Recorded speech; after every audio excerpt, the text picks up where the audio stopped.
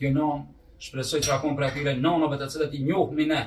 Inshallah ne e shkojmë hapave të tyre, të cilët me të vërtet me 4 punë inshallah kanë merituar xhenetin, që ka thënë pejgamberi sallallahu alaihi wasallam, çdo gruaje e cila dëshmon Allahun, agjeron Ramazanin, respekton burrin dhe e ruan namazin e saj, ka me një prej 8 dyrëve të xhenetit. Xheneti ka 8 dyrë.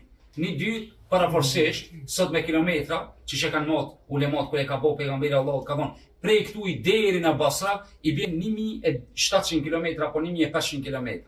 Allah ne bëf nasib me një prej atyre dyrëve, neve dhe nanave tona ja Rabbel Alamin, ndërsa evladët mos ta harroni me dua. Elhamdulillah këtu nuk kam shka me shtu, vetë hadithi pejgamberit sallallahu alaihi wasallam në të cilin thot, kur vdes e biri Ademit i ndërpritën tona punë përpas 3 gjanave dhe ka thënë sadakaja rrjedh se dituria do bishme dhe evladi i khairit.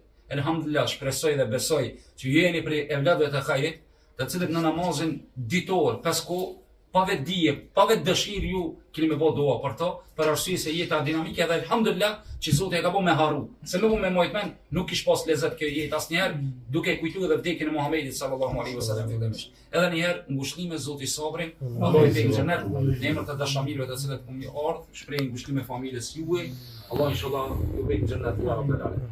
Na bani Allah se pak se zlatë.